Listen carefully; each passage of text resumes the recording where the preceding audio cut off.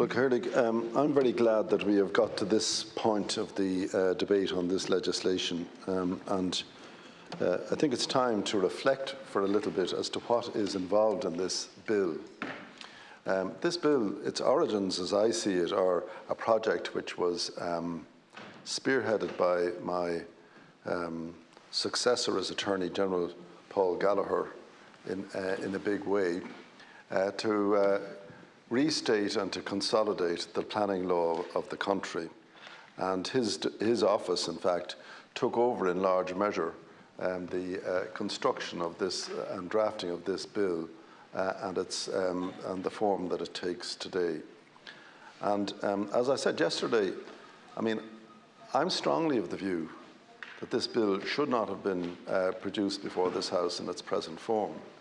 I think that if the government intended to make reforms, they should have done those reforms in separate legislation, and a consolidating bill, for which provision is made under the standing orders both of Dáil Éireann and of Seanad, should have followed, so that we can see what's new and what's not new, and what the philosophy is in the legislation.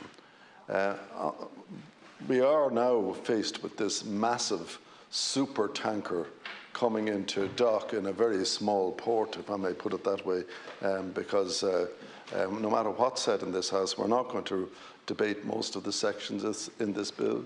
We're not going to have the opportunity to do so.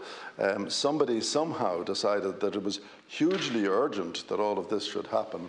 I think relying on the proposition, and it has some merit in it, that the housing crisis needed a different approach. But the housing crisis does not need this telephone directory of a bill, which costs 71 euros to purchase, if anybody has in fact purchased it. It doesn't need that. The housing crisis does not need this.